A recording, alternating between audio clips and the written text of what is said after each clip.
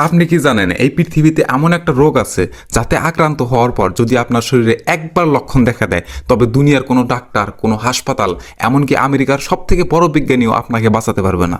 আপনার মৃত্যু হবে 100% নিশ্চিত। আমি কোনো ক্যান্সার বা হার্ট অ্যাটাকের কথা বলতেছি না, আমি বলতেছি এমন এক জম্বি ভাইরাসের কথা যা আমাদের আশেপাশেই ঘুরে বেড়াইতেছে। আপনি যাকে আদর করে খাওয়াইতেছেন সেই কুকুর বা বিড়ালের এক টুকরো আঁচড় আপনাকে এমনভাবে যন্ত্রণার মুখে ঠেলে দিতে পারে যা আপনি কল্পনাও করতে পারবেন না। আজকের ভিডিওতে আমি একদম সহজ করে বুঝিয়ে দেবো এই র্যাবিস ভাইরাস বা জলাতঙ্ক আসলে কি, কেন আর কোনো চিকিৎসা আজও পৃথিবীতে নেই। তাই ভিডিওটা স্কিপ না করে শেষ পর্যন্ত দেখুন। সহজ ভাষায় বুঝুন, র্যাবিস হলো একটা পাগল ভাইরাস। এটা মূলত থাকে কুকুর, বিড়াল এবং শিয়ালের শরীরে। অনেকেই মনে করেন শুধু কুকুর কামড়ালে এটা হয়, ভুল। বিড়ালের নখের আঁচড় থেকেও এটা হতে পারে। এখন বিজ্ঞানের কথাটা একটু মন দিয়ে শুনেন। আমাদের শরীরে রক্ত চলাচল করে শিরা দিয়ে, তাই না? কিন্তু এই র্যাবিস ভাইরাস খুব চালাক। সে রক্ত দিয়ে ছড়ায় না, সে ছড়ায় আপনার শরীরের রগ বা নার্ভ দিয়ে।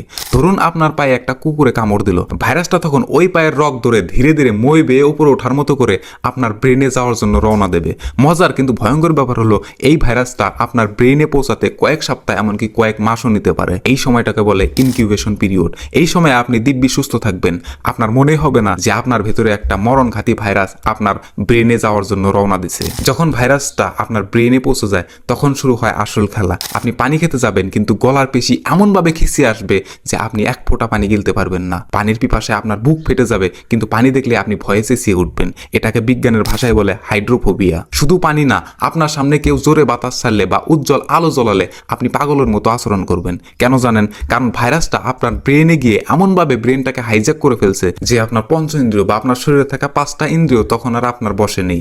আপনি তখন না মানুষ না পশু, এক অদ্ভুত যন্ত্রণার মধ্যে দিয়ে আপনার মৃত্যু হবে। আর এই পর্যায়ে শুরু হয়ে গেলে ডাক্তারদের আর কিছু করার থাকবে না। তারা শুধু আপনাকে একটা অন্ধকার ঘরে শুয়ে রেখে আপনার মৃত্যুর অপেক্ষা করবে। কি ভয়ঙ্কর ব্যাপার, তাই না? আমাদের গ্রামে কি হয়, একটা বাচ্চা বা একটা বড় মানুষকে কুকুরে কামড়ালে দাদি নানিরা বলে আরে কিছুই হবে না, চুন আর মরিচ বেটে লাগিয়ে দে। কেউ আবার কবিরাজের কাছে গিয়ে পরা পানি খাওয়ায়। কেউ আবার বিশ্বাস করে কুকুর কামড়ালে নাকি তার পেট থেকে কুকুরের বাচ্চার জন্ম হবে। ভাইরে 2026 সালে দাঁড়িয়ে এই সব বিশ্বাস করবেন না।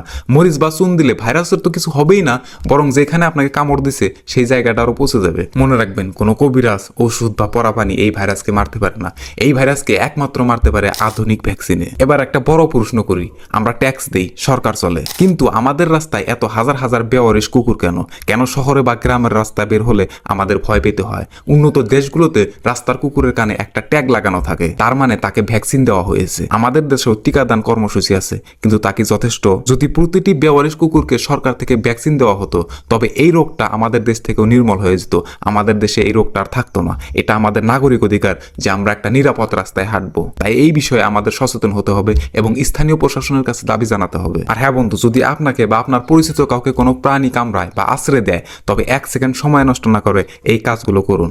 নাম্বার 1, ক্ষারযুক্ত সাবান, মানে যেই সাবান একটু ক্ষার বেশি আছে সেই সাবান দিয়ে যেই জায়গায় কামড় দিছে সেই জায়গায় অন্তত 15 থেকে 20 মিনিট কলের পানির নিচে ধরে ধোবেন। সাবানের ক্ষার র্যাবিস ভাইরাসের বাইরের আবরণটাকে গলিয়ে ফেলে। এটা আপনার বাঁচার সম্ভাবনা 80% বাড়িয়ে দেয়। নাম্বার 2, লজ্জায় বা ভয়ে চেপে রাখবেন না, দ্রুত সরকারি হাসপাতালে যাবেন। কামড় দেওয়ার সাথে সাথে এখন আর নাভিতে ইনজেকশন দেয় না, এখন হাতে বা কাঁধে ইনজেকশন দেওয়া হয়। এর দামও খুব বেশি না, সরকারি হাসপাতালে অনেক সময় বিনামূল্যে পাওয়া যায়। নাম্বার 3, আপনার শখের কুকুর বা বিড়ালকে নিয়মিতভাবে ভ্যাকসিন দিন, তাহলে সেও নিরাপদ, আপনিও নিরাপদ। জীবন আপনার, সিদ্ধান্ত আপনার। সামান্য একটা অবহেলায় আপনার ছোট সন্তান বা আপনি নিজে যেন এই করুণ মৃত্যুর শিকার না হন।